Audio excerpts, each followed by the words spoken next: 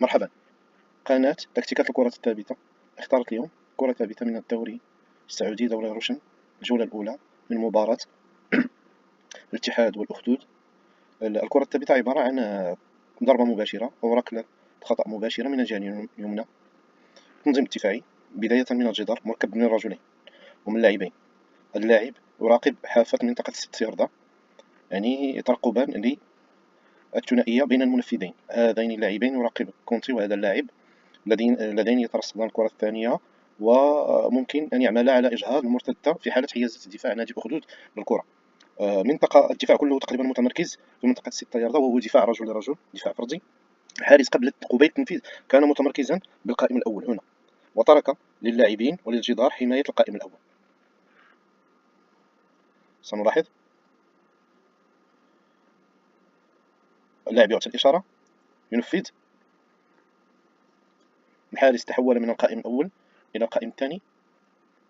اللاعب ضرب الكرة مباشرة إلى الشباك. هذا المدافع حاول السيطرة على الكرة وإخراجها، ضربها بركبته، الكرة دخلت للشباك. سنشاهد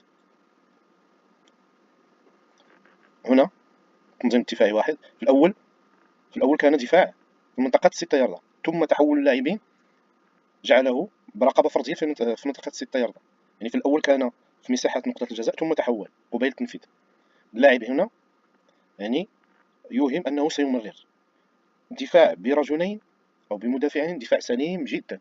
في هذه الجهة دائما يدافع برجلين، وسنوضح ذلك في جدول يشرح ذلك. فتنظيم دفاعي ممتاز. اللاعب استغل ثغرة دفاعية وخطأ للاعب. سنلاحظ هذا التنفيذ، ضرب الكرة ممكن يسيطر عليها المدافع، وممكن أن الحارس يصدها، لكن ضربت في ركبة المدافع ودخلت للشباك.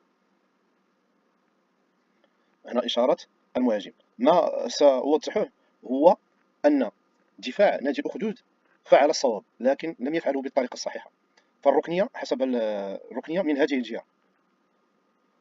الجهة نلاحظ في الجهة اليمنى ممكن أن نضع لاعب أو لاعبين. الجدول يوضح المسافة بالياردة وكم عدد اللاعبين اللازم أن يكونوا في الجدار.